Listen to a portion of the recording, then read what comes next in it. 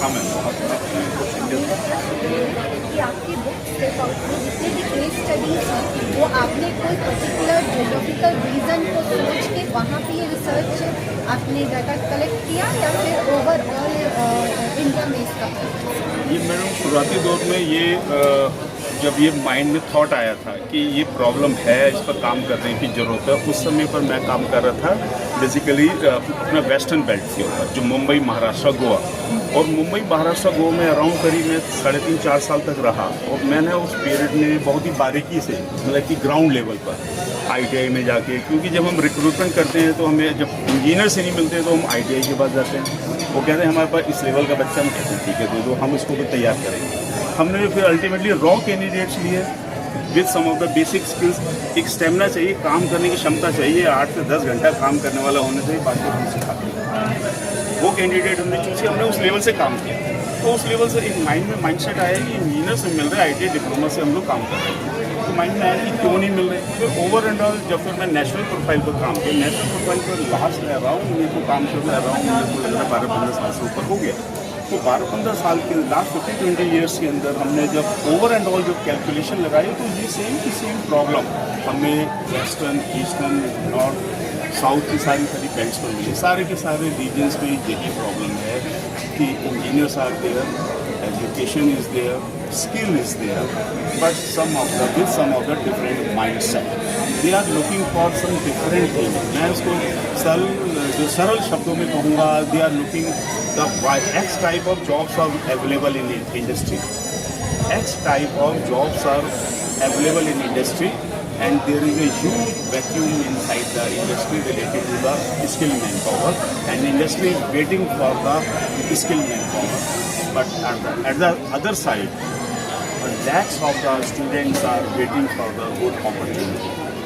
So over and all, X type of jobs are available, but students and engineers are looking for the wide kind of opportunities. What the wide kind of opportunities? They have established some in their mind.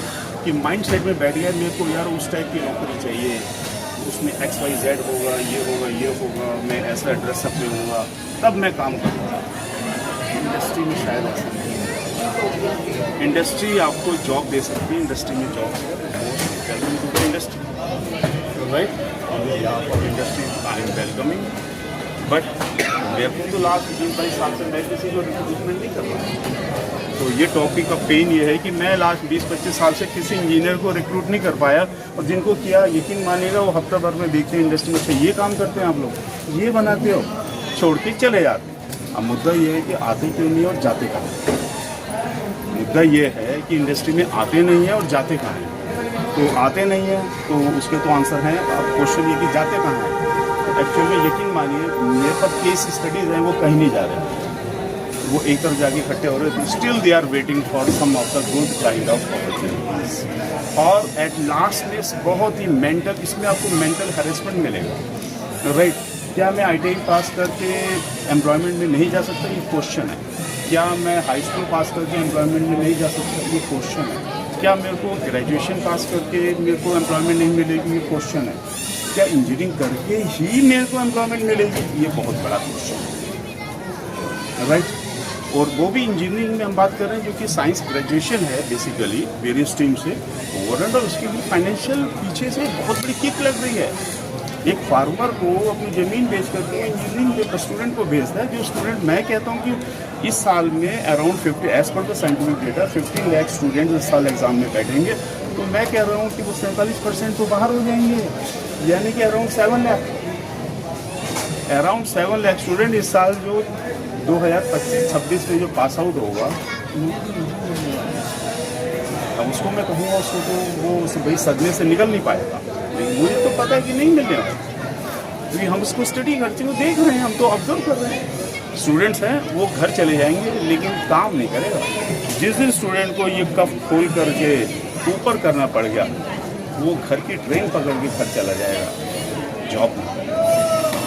Job पे बताया जो taboo the phobia, बहुत बड़े factors हैं।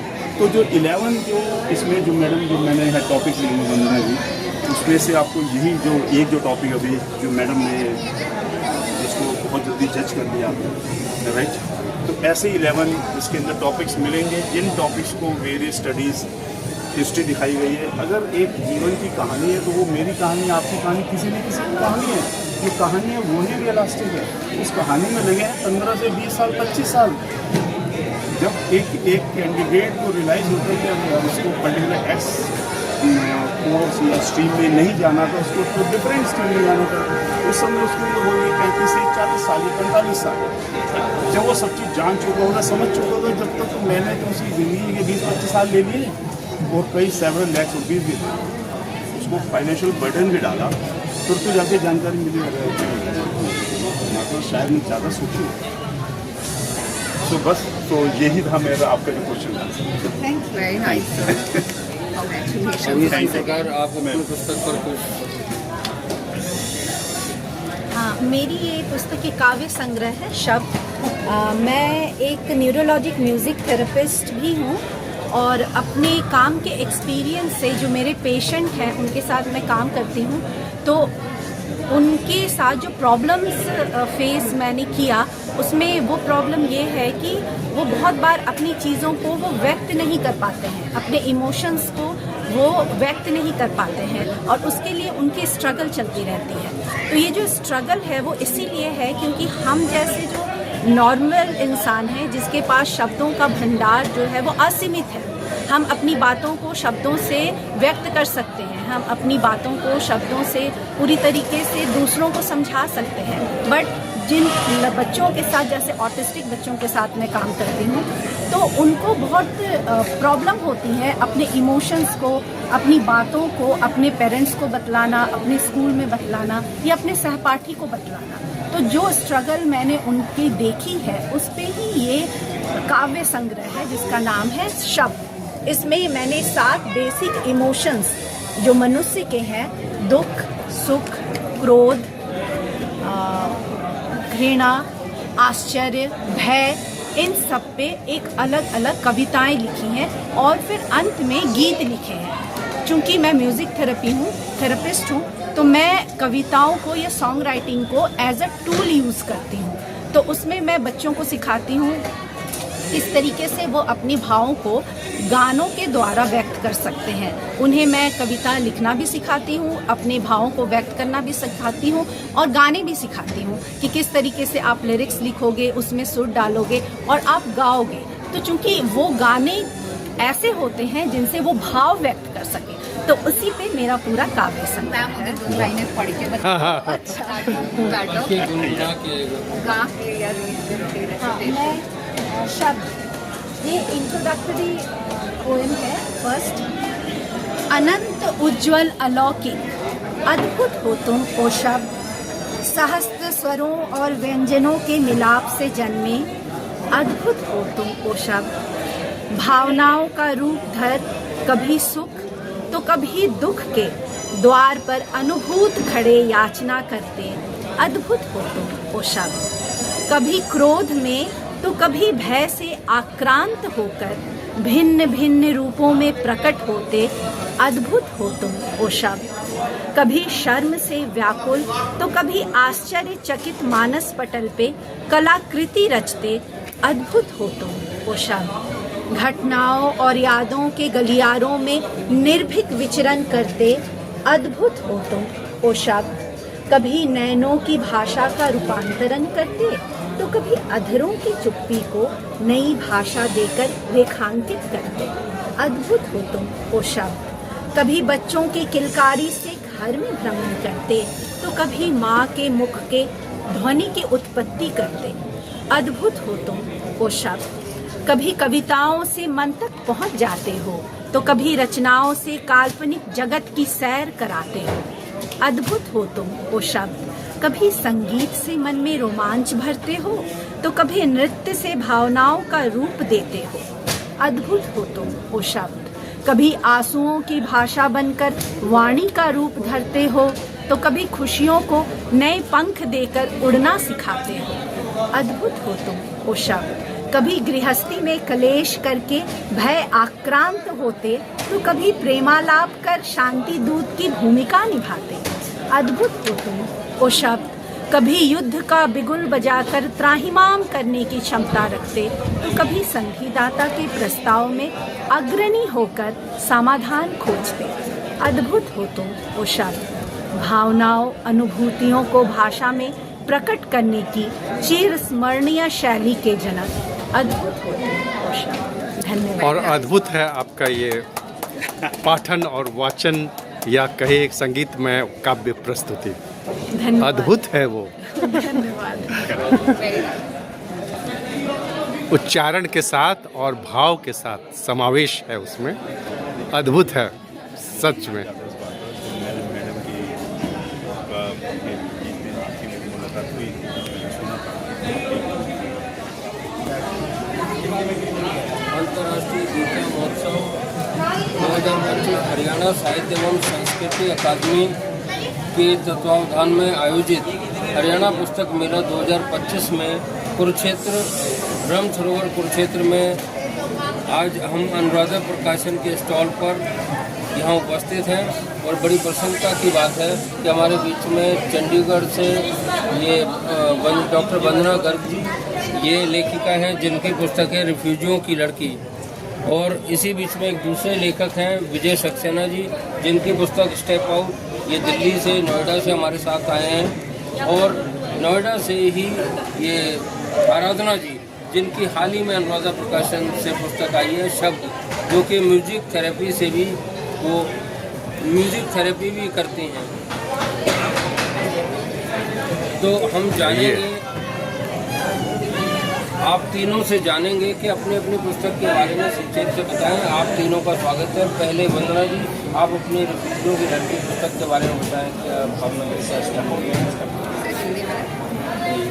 जैसे इसका title है रिफ्यूजियों की लड़की, तो it's all about the refugees, specially जो 1947 पार्टीशन के बाद इंडिया में आए और दिल्ली में they lived in their colonies, specially जो हमारा पंजाबी बाग एरिया है वो पहले रिफ्यूजी कैंप्स हुआ करता था। तो ये उनकी कहानियाँ हैं, उनके दास्तानें हैं, second generation, third generation, how they took a long journey to establish themselves and struggle for their survival, their emotions, how their relations especially affected after 1947 partition. This is the title of the book. It's a collection of short stories. Thank you. इसी तरह से विजय जी सक्सेना जी, अब आप बताएं step out के बारे में संक्षेप में। ये बुक स्टेप आउट एक कहानियों का संकलन है जिसको कंपाइल्ड की हुई स्टोरीज़ हैं। ये स्टोरीज बताती हैं एक गैप के लिए, गैप को ब्रिज करती हैं। ये स्टोरीज़ हैं एम्प्लॉयमेंट की, अनएम्प्लॉयमेंट की, प्लस में इंजीनियरिंग ग्रेजुएट्स की। स्पेशली इंजीनियरिंग ग्रेजुएट्स को फोकस करके लिखी गई है। और ये इम्पॉर्टेंट बात यह है कि ये किताब इंडस्ट्री के एंगल से देखी गई है, इंडस्ट्री के एंगल से लिखी गई है कि इंडस्ट्री इस मैटर पर है क्या देखती है। इंडस्ट्री एक तरफ इंडस्ट्री में बहुत बड़ा वैक्यूम है स्किल्ड मैन पावर का, स्किल्ड इंजीनियर्स की वैक्यूम है। दूसरी तरफ हम देखते हैं सोसाइटी के अंदर as per the some of the technical data lakhs of the engineers are unemployed और ड्यू टू वेरियस फैक्टर्स। तो जो वेरियस फैक्टर्स आज सोसाइटी में, समाज में बताए गए हैं कि इन कारणों से इंजीनियर्स अनएम्प्लॉयड हैं या एम्प्लॉयमेंट ये वजह है। लेकिन ये किताब स्टेप आउट आपको कुछ और मुद्दों पर अपनी रोशनी डालते हुए है, और फैक्टर्स को उजागर करते हुए कि बहुत सारे ऐसे सामाजिक दबाव, सामाजिक विषय हैं जिनकी वजह से आज एम्प्लॉयमेंट और अनएम्प्लॉयमेंट के बीच में यूथ जाकर के स्ट्रगल कर रहे हैं। तो यूथ अभी स्टक हो चुका है, फंस चुका है कि हम इंजीनियर्स भी हैं, अनएम्प्लॉयड भी हैं और इंडस्ट्री के पास में बहुत बड़ा वैक्यूम है इंजीनियर्स का। तो गैप्स को ब्रिजिंग करते हुए ये किताब लिखी गई है स्टेप आउट। इसमें अराउंड 50 से ज़्यादा, 50 से ज़्यादा कहानियाँ हैं और ये रियलिस्टिक स्टोरीज़ हैं उन इंजीनियर्स की, स्ट्रगल्स हैं, वो स्ट्रगल्स में कैसे फंसे, क्यों सबसे पहली बात इंजीनियरिंग क्यों चूज़ की, कोई पर्टिकुलर सब्जेक्ट क्यों चूज़ किया और वो सब्जेक्ट चूज़ करके फिर वो जर्नी में वो सब्जेक्ट के साथ में कितने दूर तक ट्रैवल कर पाए, क्या वो सब्जेक्ट वाकई उनके लिए था, क्या वो कुछ और सब्जेक्ट चूज़ कर सकते थे, वही क्यों चुना। जीवन के एक बहुत बड़ी लाइफ में हमारा पार्ट रहता है। तो उन्हीं सब विषयों के ऊपर है ये किताब और ये गाइड है, गाइडलाइंस शो करती है, इंडस्ट्री के बारे में बताएगी, एक्सपोजर देती है इंडस्ट्री का, स्ट्रगल से कैसे निकला जाए उसके लिए गाइडलाइंस देती है। So my question, क्या solutions 100% each and every story आपको एंड में स्टार्ट करेगी जर्नी कि एक कोई भी कैंडिडेट अचानक से उठ के इंजीनियर बनने के लिए नहीं जाता और एक दिन में वो अनएम्प्लॉयमेंट या एम्प्लॉयमेंट के लिए नहीं चला जाता। इसका रियलिस्टिक स्टोरी है, एक स्ट्रगल है, एक फार्मर से इंजीनियरिंग कॉलेज तक, इंजीनियरिंग कॉलेज से इंडस्ट्री तक। इंडस्ट्री में हम कहते हैं कि तूने भी पढ़ाई नहीं, हम कह देते हैं कि तूने भी पढ़ाई नहीं की, तेरे को कुछ भी नहीं आता, तो वो कहाँ जाएगा, राइट। तो वो इसमें टोटल आपके अराउंड करीब 11 इसके अंदर टॉपिक्स हैं। अगर हम इंडेक्स पर